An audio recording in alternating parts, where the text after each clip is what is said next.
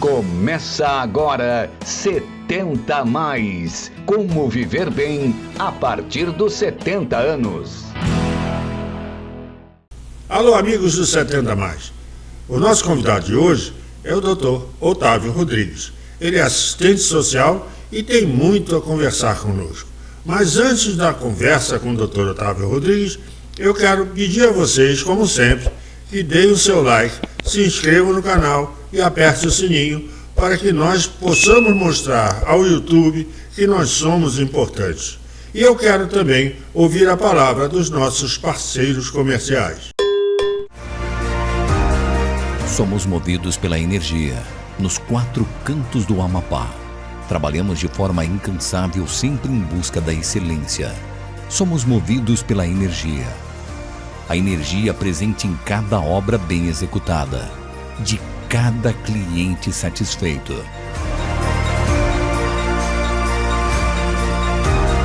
Somos a Eletroservice.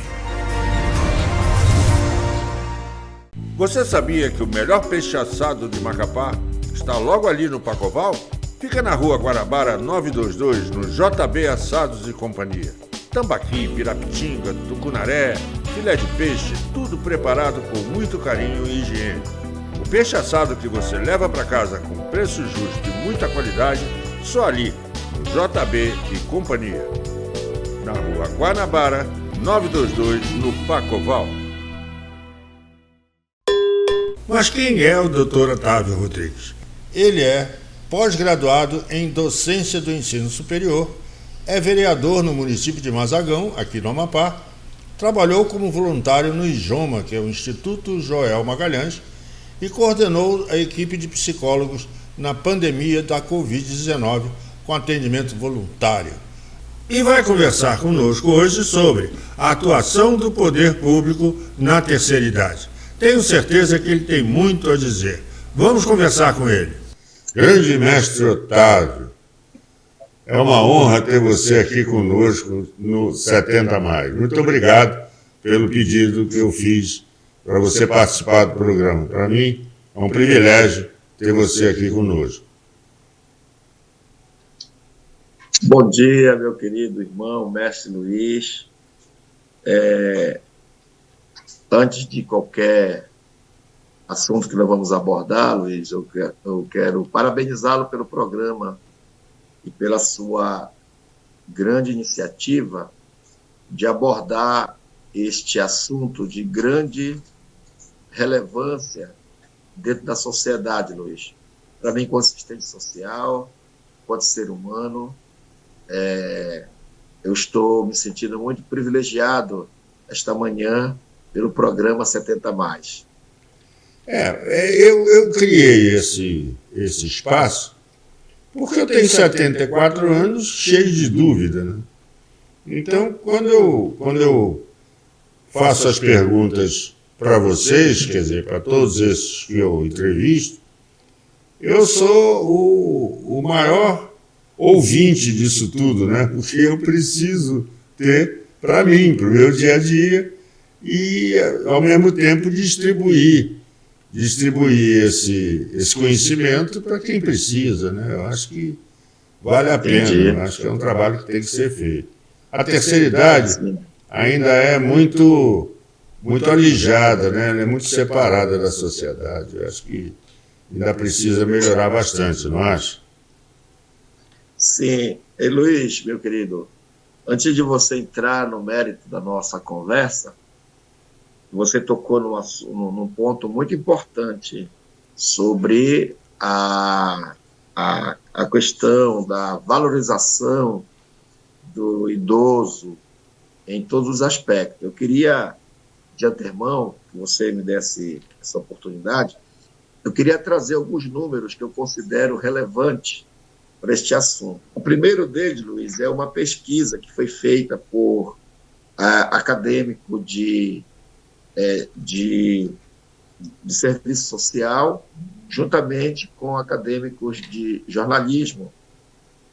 Em 2012, eles fizeram uma pesquisa e havia 25,4 milhões de idosos no Brasil com mais de 60 anos. E, em 2017, esse número aumentou 18% com idosos acima de 65 anos no Brasil. É sinal que o Brasil está envelhecendo, né? Está envelhecendo. E também essa pesquisa abordou tanto a importância do poder público em fornecer políticas públicas para os nossos idosos, quanto à situação vulneráveis em que encontram os idosos. Por exemplo, abandono, né? Nós aqui no estado do Amapá, quando nós transitamos em algumas ruas e avenidas, nós já encontramos idosos que moram em rua. São os idosos moradores de rua. Uma outra questão que essa pesquisa levantou é o abandono de idosos pela própria família.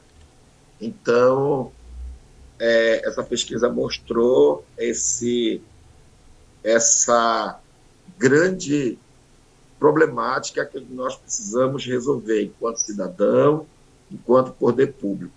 Uma outra situação que a gente aborda nessa pesquisa, que a gente tem as informações, é que a família, de um modo em geral, Luiz, ela não foi preparada, ela não está preparada. Quando eu falo preparada, eu digo treinada, e a sociedade em si, para conviver com os nossos idosos. Você ressaltou recentemente que nós estamos com uma população envelhecida e nós não estamos preparados para isso. A falta de políticas públicas, a falta de conscientização, a falta de reconhecimento que há uma necessidade urgente de que os poderes, que o governo, tanto federal, como estadual, como municipal, precisam levar políticas públicas, não só de recurso, mas educativa, para que nós venhamos nos prepararmos para lidarmos com a nossa população, que envelhece rapidamente e cresce rapidamente, especialmente no Brasil. Então, eu acho até que isso é um pouco de falta de respeito, né? Isso chega ao ponto da falta de respeito com o idoso, né? Exatamente. Aí o que é que nós temos aqui? Nós temos uma população, que eu diria uma população jovem, economicamente desestruturada para lidar com esse problema. Nós temos uma população envelhecida de idosos que não tem seu sustento economicamente. Quais são as dificuldades que isso acarreta? Nós estamos levando essa população envelhecida, os nossos idosos, a se distraírem na dependência química. E o alcoolismo é presente na vida desses idosos. Por quê, Luiz? Porque nós não temos como inseri-lo numa sociedade que está cada vez descompromissada com esse compromisso que é cuidar do idoso. Inclusive, está no Estatuto do Idoso. Está no Estatuto do Idoso a obrigação do Estado e da família de cuidar do idoso. Surpreendentemente, nós temos, assim, em dados, que essas garantias do idoso, ela veio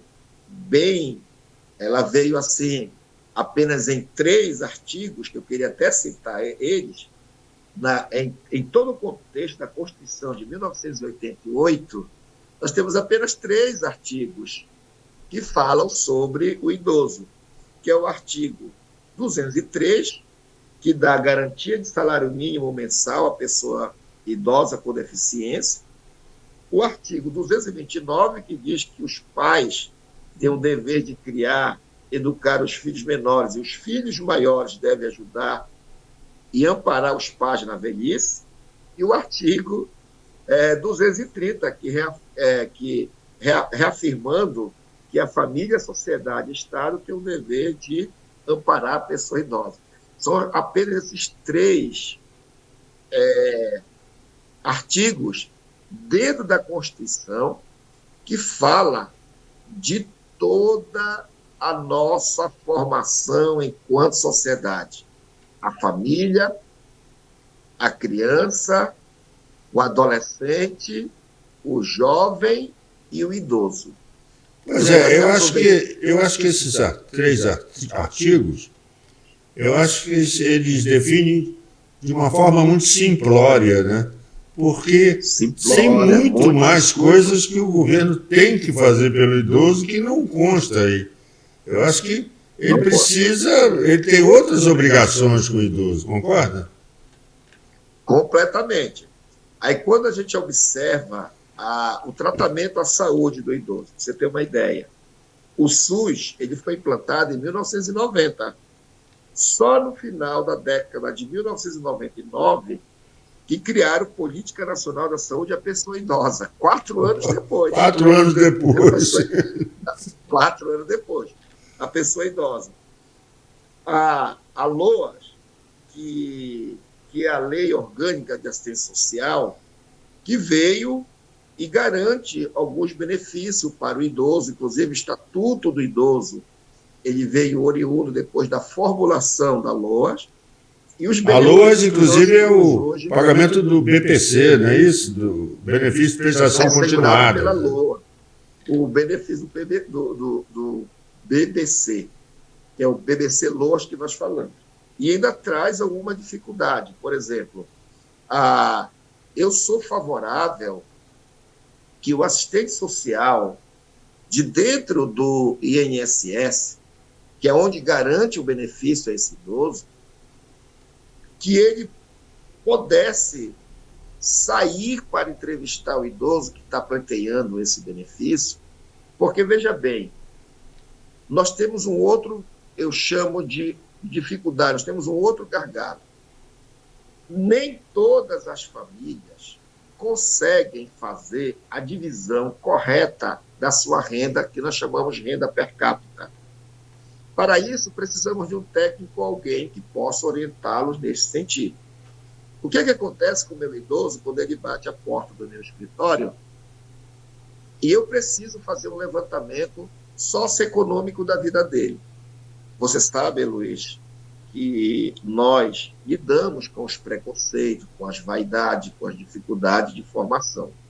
Quando eu faço a pergunta ao meu idoso, qual é a sua renda mensal na sua casa?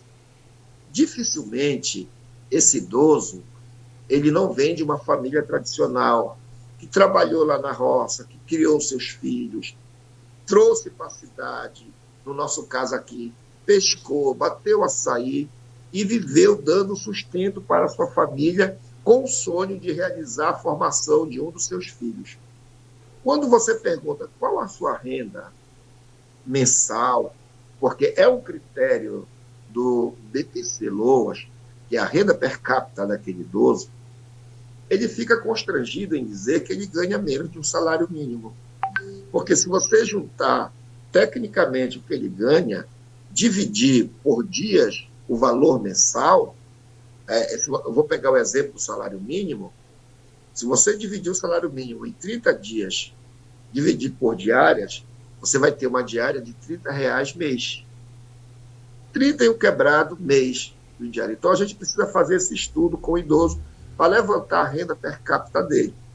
Isso traz um constrangimento, até mesmo vergonha, porque nós temos a nossa autoestima, nós temos os nossos valores.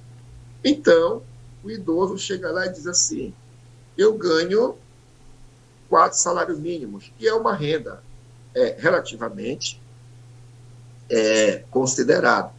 É uma renda mínima, mas suficiente para o sujeito viver com dignidade, né? com dignidade. Aí o que é que você faz? Aí você faz uma outra pergunta para ele. Quantas pessoas moram com o senhor? Aí ele vai responder, mora eu, a esposa, um filho e um neto. Ele coloca 4 pessoas. Isso também já intimida o idoso, porque na realidade esse idoso é o sustento da casa. Ele continua sendo o grande provedor. Provedor. Né? Aí eu volto a frisar. Ele tem suas vaidades, ele tem seus valores. E ele não quer dizer que lá na casa dele está o neto, está os bisnetos, estão os filhos, estão os agregados.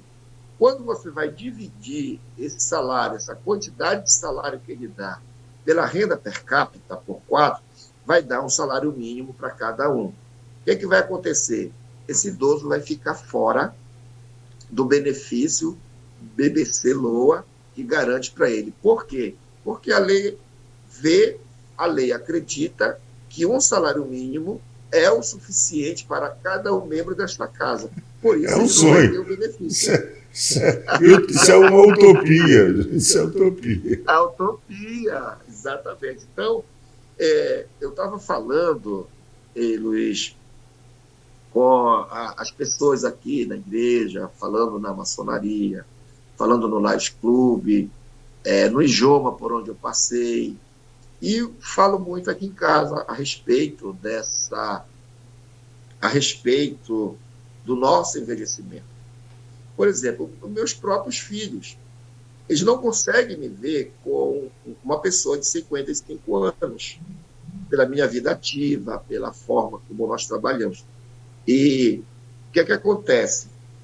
Eu em particular, parei para pensar, eu lido com idosos. E aí eu quero que esse idoso caminhe comigo. Quando eu falo caminhar, andar na rua, na praça, no banco, pegar o Uber, ou o ônibus, ou o trem, o avião, o aeroporto. Caminhar na mesma velocidade que eu. Só que, na minha mente, eu não faço ideia das dificuldades que o idoso de 65 anos já carrega pelo peso da idade. Eu quero dizer, o passo desse idoso é mais lento. A agilidade desse idoso é mais lenta. Então, eu até sugeri, em um grupo de conversa, eu me coloquei à disposição para dar palestra para as famílias que têm o idoso, para refletir no cuidado desse idoso. Por exemplo, eu não posso pegar um idoso, segurar na mão e ele caminhar junto comigo, com os mesmos passos, porque eu tenho uma energia maior. Outra agilidade, né? Mais agilidade. Mais agilidade. O que é que vai acontecer? Veja só a minha mente, a mente da sociedade. Eu estou infringindo o estatuto de proteção à violência ao idoso, porque eu estou fazendo ele fazer um exercício físico além de suas possibilidades. Isso é um maus-trato. Isso está passando na sociedade. A sociedade está fechando os olhos para isso. Por quê? Onde é que eu quero chegar? Os nossos ônibus, por exemplo. Eu pego o ônibus e vejo idosos com luta de sair do ponto de ônibus para dentro do ônibus, porque o espaço é muito distante e alto. Muito alto, e os exatamente. ônibus não têm elevadores. Isso é uma violência contra o idoso.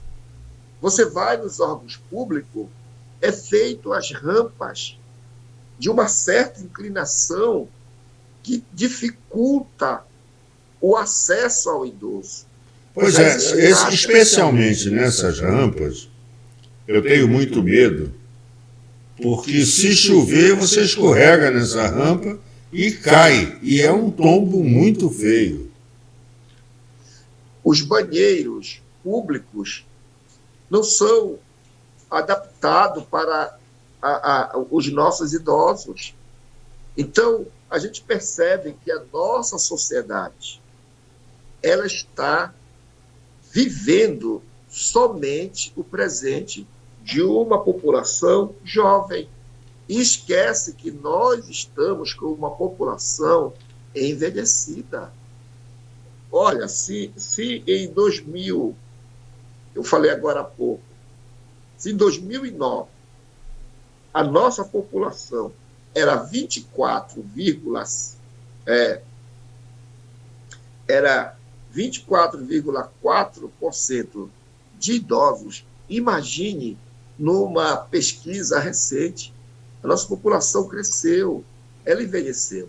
E nós precisamos, enquanto cidadão, você, através do seu programa, que é uma bênção para todos nós, não só para os 70 mais, mas para toda a juventude, para que a gente possa ter aquilo que todos nós pregamos, uma sociedade mais justa e igualitária.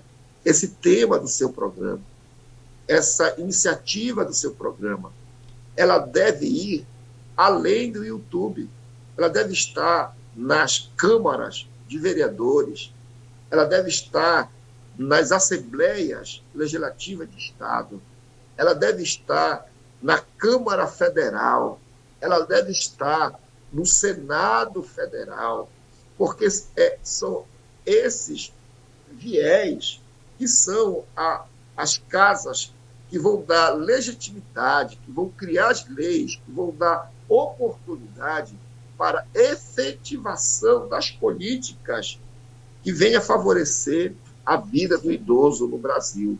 Eu acho que o poder público precisa ouvir mais a população, né? Através das câmaras municipais, através das assembleias e através do próprio governo, não é isso? Exatamente, Luiz. Se o governo abrir a oportunidade através dos poderes constituídos, onde são discutidos as demandas, as dificuldades da população, com certeza ele vai ter uma visão melhor de como garantir o direito a essa sociedade que envelhece a cada dia. Eu acho que o governo precisa ouvir mesmo, porque ele fica tomando decisões sem saber da real situação do idoso. E aí fica faltando coisa, fica precisando ainda de muita coisa, porque o poder público em geral não escuta muito o próprio idoso. Concorda comigo? Com certeza. Com certeza. O poder público ele precisa ouvir, mas e principalmente quem está lá na ponta. Quem é que está na ponta cuidando dos idosos? São os assistentes sociais, os psicólogos, os médicos, são os próprios enfermeiros e a própria família de onde o idoso sai. Então, eles precisam ser ouvidos e, levando as demandas, o governo vai transformar em políticas públicas para garantir a melhor qualidade de vida dos idosos. Pois é, aí a gente já começa a entrar no assunto do programa. Qual é a real atuação do poder público hoje em relação à terceira idade? O que o poder público, em geral, está proporcionando hoje para a terceira idade? Luiz, meu querido, justiça seja feita. Já tivemos vários avanços em políticas públicas para garantir uma qualidade de vida para os idosos. Eu queria, assim, citar os CRAs, por exemplo, são casas de apoio ao idoso, que inclui casas de repouso, lares, serviços sociais, acolhimentos e o direcionamento às instituições que zelam pela qualidade de vida do idoso. Eu acredito que, como é bem recente essa política, e A efetivação dela, eu digo que é um pouco lenta, por se tratar de recursos financeiros. Né? Por se tratar de recursos financeiros. Qualquer política para efetivar a vida da população requer recursos financeiros. E aí tem a grande discussão sobre essa questão. Então, os investimentos financeiros do governo federal para efetivar essas políticas públicas no Estado e no município ainda é insignificante o tamanho da demanda que nós temos. Se você pegar o valor destinado para as políticas públicas para os idosos e pegar o repasse de recursos para outras políticas públicas do governo, em todos os sentidos, você vai perceber que o recurso para essas políticas públicas de apoio ao idoso são recursos quase que insignificantes. Os prefeitos, coitados, e os governadores, eles fazem verdadeiros milagres para tentar amenizar o sofrimento dessa população. Eu queria, rapidamente, Luiz, falar um pouco das casas de repouso e lares. Elas são instituições que cuidam de idosos, onde eles podem contar com a ajuda de profissionais da saúde. Porém, essas casas, elas não podem servir de abrigos. Ainda tem essa política. Por exemplo, eu tenho uma casa que cuida de mim, mas eu não tenho uma casa para morar. Eu não tenho uma casa para ser o meu lar. Então, essas casas elas não podem servir disso. São casas que vão cuidar diariamente do idoso. E elas também são conhecidas, aí já passa de um outro patamar, para o idoso ter uma casa para morar, aí nós temos que falar dos asilos. Nos asilos, sim, nós temos toda essa estrutura, pelo menos deveriam ter, toda essa estrutura.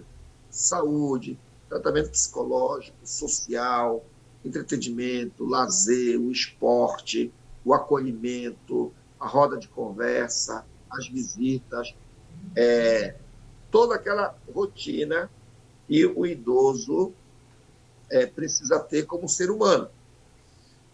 Eu quero aqui ressaltar aos seus ouvintes, a todas as pessoas que lhe acompanham pelo canal, que vão ter acesso às informações, que o idoso, ele não é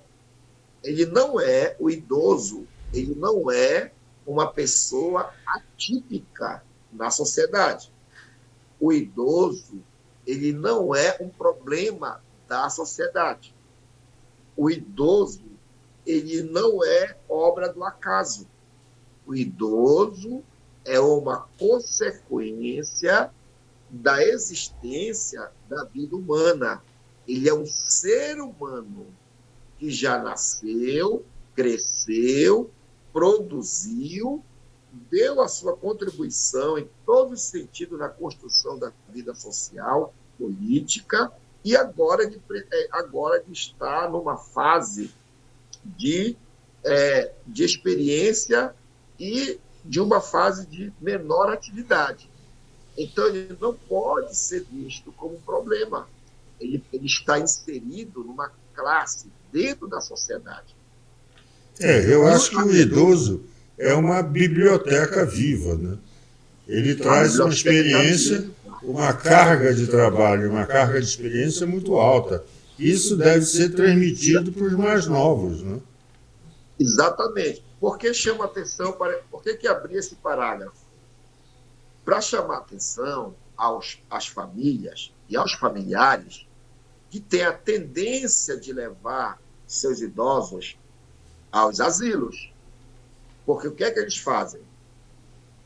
Nós fizemos algumas pesquisas, Luiz, e é comprovado que a maioria dos idosos que estão nos asilos, eles têm filhos, netos, e esses filhos e netos têm casa, e a grande maioria da casa foi construída por esse idoso. O que é que essa família vê? Idoso, inativo e produtivo.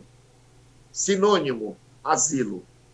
Como se o asilo fosse um depósito de idoso. Por que eu falo depósito de idoso? Porque a família leva esse idoso para lá e simplesmente esquece. Abandona realmente. Completamente. Por quê? Se eu, por exemplo, vou dar o meu exemplo, se eu sou o único filho, preciso sair para trabalhar e não tenho condição de colocar um cuidador na minha casa para fazer o que eu iria fazer com o meu idoso, aí é necessário que procure o asilo nas últimas instâncias. Mas eu tenho que ter a consciência que o asilo é um momento temporário para aquele meu idoso. Que, na realidade, essa política está até mudando, que o asilo realmente só é para aquele idoso que não tem nenhum amparo por ninguém, por parente, por nada. Então, o governo dá o asilo para amparar aquele idoso, porque ele não tem mais condições de cuidar de si mesmo na sua própria casa, ou numa casa que venham dar para ele. Então, oferece o asilo. Mas, ainda assim, existem responsabilidades e também a contrapartida. Quando eu coloco aquele idoso ali, é para ele receber os cuidados médicos, os cuidados de alimentação saudável para a vida dele. Mas a visita, o entretenimento, o passeio, a companhia, se sentir pertencente à minha família, é uma responsabilidade dos filhos e dos parentes daquele idoso. Isso o governo não faz. Isso nenhum profissional faz na vida do idoso. A afetividade vem da família e só a família pode dar àquela pessoa.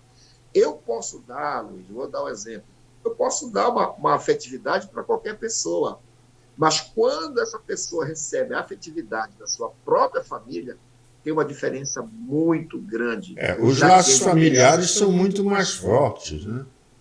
Muito mais forte. Então, o governo lhe presta esse tipo de serviço através dessas casas que eu já falei. Peraí, deixa eu só abrir um parêntese aqui. O que acontece, eu vejo isso, é que muitas vezes nos abrigos e nos asilos, que eu não chamo de asilo, né? Eu chamo de abrigos. Nesses abrigos, essas casas de repouso e tal, me parece que o idoso fica muito mais feliz do que em casa, porque em casa ele é realmente abandonado. E lá no abrigo ele tem a convivência dos seus iguais, das pessoas que estão ao seu redor, que suprem um pouco essa tristeza, essa melancolia de estar só, de estar abandonado, concorda? Concordo. Inclusive, eu quero aproveitar esse seu momento, a sua deixa, para informar, entre tantas, a importância do assistente social. Isso é importante, as pessoas entenderem qual é o papel do assistente social. O assistente social, o profissional, o assistente social, ele garante aos idosos os seus direitos sociais, promove a qualidade de vida e combate a violência. Então, eu quero aproveitar essa oportunidade de dizer à nossa sociedade, quando eu mantenho um idoso sozinho numa casa, sem acesso à sua liberdade, eu estou infringindo o Código do Idoso. Eu estou colocando esse idoso em cárcere privado. Quando eu nego o banho, a refeição, a sua medicação, eu estou também cometendo um crime. Eu estou sendo negligente aos cuidados necessários deste idoso. Os cuidados mínimos de sobrevivência. Né? Sobrevivência. Quando eu nego esse idoso a sua ida lá na praça, ao lado do vizinho, uma caminhada que nós chamamos de passeio e lazer, eu também estou cometendo um crime. Eu estou tirando a liberdade deste idoso.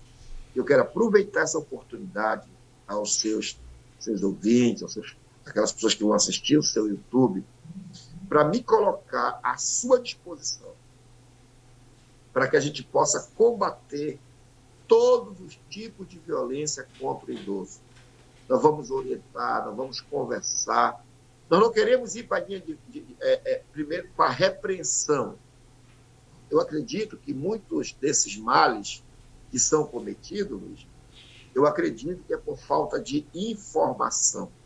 E muitos deles é até na boa intenção de ajudar o idoso, de preservar sua integridade física, moral. Eu quero chamar a atenção aqui nesse momento, que é oportuno e propício. Nós tivemos um caso agora, recentemente, eu acredito que no interior de Minas ou de São Paulo, não me lembro bem, saiu ontem pela mídia nacional. Um jovem de 21 anos entrou numa casa de uma idosa e a estuprou. Por que ele entrou? Porque o portão estava aberto e a idosa estava sozinha. Então, veja,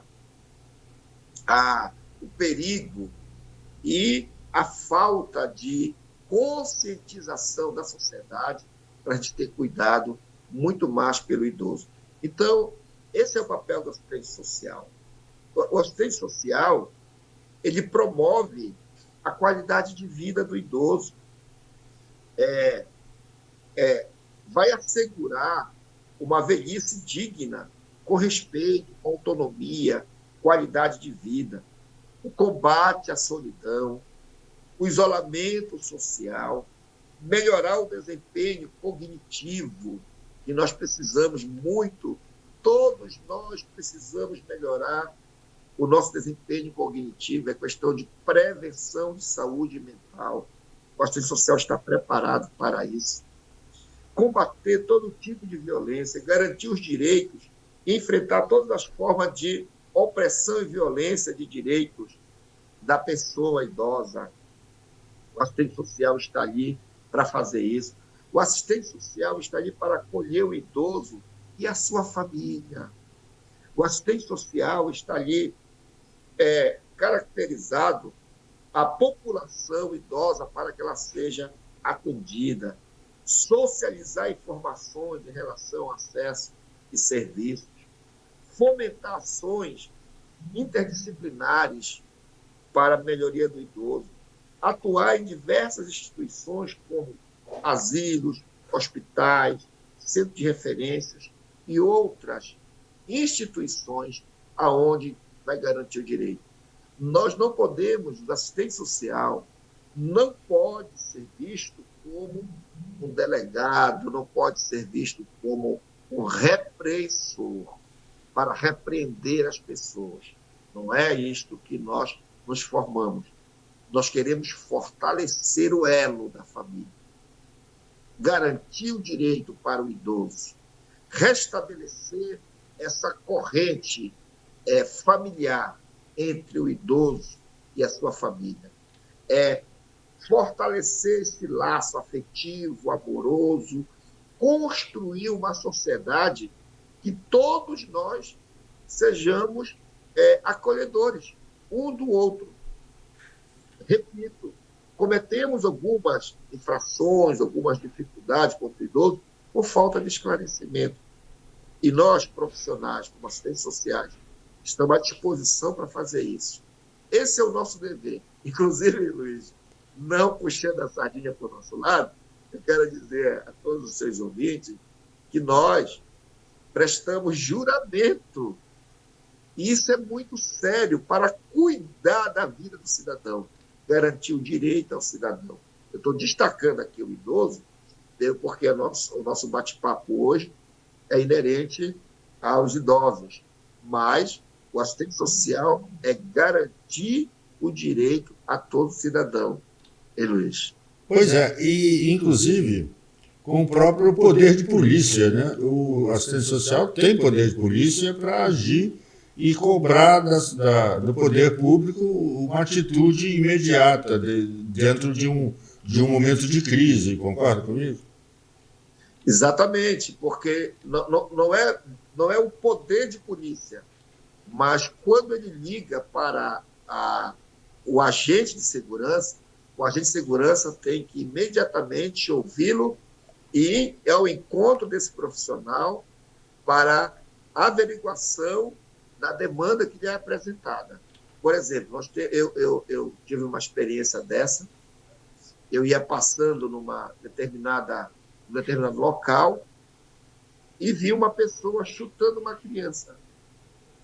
Eu parei o meu carro e falei com ele que não poderia fazer aquilo e liguei imediatamente para a polícia. Disse, olha, eu vou recorrer ao agente público de segurança que o senhor está infringindo o Estatuto da Criança e do Adolescente. O senhor está preso. Ele correu. Até porque também o nosso Código Penal, eu não lembro agora o artigo, mas ele dá direito para qualquer cidadão dar voz de prisão em flagrante para qualquer pessoa que esteja cometendo qualquer delito. Então, isso se chama poder de polícia. Esse é o poder de polícia que qualquer cidadão tem. Você pode, se você pegar, se você flagrar, desculpe, não é pegar, flagrar, se você flagrar qualquer pessoa agredindo o idoso, você pode dar voz de prisão. Olha, você está preso e eu vou chamar o agente público para lhe conduzir. Quando o agente público chega ao seu local, você diz, olha, esse cidadão está preso por causa dessa situação e eu sou o agente desse flagrante. A testemunha ocular, inclusive, né? Então, você conduz ele até a delegacia, entrega ao delegado que vai tomar as providências cabíveis naquele momento, Luiz. Perfeito. Eu acho que o trabalho do assistente social é um trabalho de formiguinha, né? É um trabalho que está por trás das bombas. A gente não vê esse trabalho, ele não aflora, mas ele é muito necessário e muito importante para manter a dignidade e o dia a dia do ser humano de uma forma geral. E principalmente do idoso, que tem grandes necessidades, né? Sim. Ô, Luiz, eu queria que você me permitisse... Fique à vontade. Lembrar as pessoas do benefício BPC Loas, que é um dos mais conhecidos. Na realidade, entre todos os critérios, nós temos as bolsas, que são oferecidas pelo governo federal, pelo governo do estado e por alguns municípios. Mas, assim, o BPC Loas, ele é um benefício assistencial gratuito e garantido pela Constituição Federal, foi regulamentado pela LOAS, a lei de número 8.742 de 1993. Veja só, para você ter a ideia do nosso avanço em relação às políticas públicas. A Constituição Federal foi promulgada em 88. 13 anos depois, 93 vai dar 13 anos, né? Antes tarde do que nunca, né? Foi feita uma lei para garantir o benefício à pessoa idosa. Então, ele garante o pagamento de um salário mínimo mensal para idosos com a idade de 65 anos ou mais, que comprovem não possuir meios de promover sua própria manutenção, nem de tê-la garantida por sua família. Veja aqui, tem aqui dentro dessa lei, deixaram uma armadilha. Como lá o Código da Constituição Federal, eu acho que é o 203, que garante a família, o Estado, a garantia de direitos de idosos, observe que o benefício, o BPC Loa, só é garantido ao idoso se ele comprovar que a família não garanta o seu sustento financeiro. Ou seja, ele não tem meios de sobreviver. Diferente da aposentadoria. Qual é a diferença entre o BPC e a aposentadoria? O BPC ele não exige contribuição. Já diferente da aposentadoria, para ter o aposento, você precisa ter contribuído à Previdência Social. Então, o benefício, o BBC-LOA, ele não garante o 13º salário e não garante também que ele seja repassado após a morte do beneficiado a uma outra pessoa. Então, o governo federal garante isso. O que é preciso? Quais são os documentos necessários para receber o BBC-LOA? São alguns critérios que a lei assegura. É que a pessoa tem que ter, no mínimo, 65 anos ou mais, possuir renda familiar per capita inferior a 1/4 salário mínimo vigente, foi aquela matemática exemplar rapidinho que nós fizemos, né, do idoso que tem aquela dificuldade de falar a sua renda, e até meio vergonhoso, e ele coloca uma renda maior, e na hora de fazer a matemática para achar a per capita desse idoso, vai dar inferior a 1/4 do salário mínimo, vai dar superior a 1/4 do salário mínimo, e ele perde o seu benefício. Ele tem que estar inscrito no CAD único, a garantia de programas social do governo federal. Ele não precisa ter um benefício do governo federal, ele não precisa ter uma Bolsa Família, ele não precisa ter uma Bolsa Verde, ele precisa estar inscrito no CAD único. E aqui eu quero chamar a atenção de todos os seus ouvintes, todos os seus internautas, todos aqueles que participam desse programa, que o CAD único ele é um cadastro para todos os brasileiros, independente da renda. Você pode ter o seu CAD único. Agora mudou a regra. Antigamente era um CAD único para todos da família. Agora registra-se um CAD único da família e ali é incluído os seus dependentes. Então as pessoas precisam ter o seu CAD único para ter acesso ao BBC-LOA. Tá? E não receber, olha, importante isso, e não receber outro benefício do INSS. Ninguém, por lei, pode ter 2 benefícios do INSS, salvo aquele que tem a pensão e a aposentadoria. Ele pode. Nós não podemos ter 2 aposentadorias ou 2 aposentadorias ou outros 2 benefícios do INSS, mas você pode apenas ter um. Então, esses são os critérios básicos do BBC-LOA. Inclusive, eu quero me colocar à disposição daqueles que têm dificuldade de acessar esse benefício. Nós estamos à disposição para lhe orientar, para que você garanta o benefício ao seu idoso. Meu caro irmão e amigo Otávio, eu quero, nesse momento, agradecer profundamente a você ter participado do nosso programa, ter dado essa luz ao poder público, explicando toda essa mecânica do poder público em relação ao idoso. Quero lhe agradecer muito por ter participado, quero lhe agradecer por ter atendido o nosso pedido, o nosso convite, e quero deixar aqui a câmera aberta para que você fale o que você quiser e me dê as suas redes sociais para que as pessoas possam entrar em contato com você para lhe pedir mais informações, enfim, se você puder nos dar essa honra. Tá? Por favor, é tudo seu.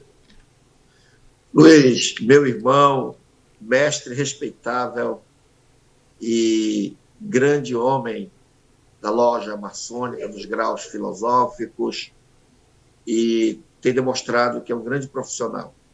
Quero agradecer essa oportunidade de estar conversando com seus internautas, de estar conversando com a sua população, e trazendo um assunto que, para mim, é um assunto de grande importância. Esse assunto está no meu coração, está no meu sangue, que é falar sobre o direito de idosos.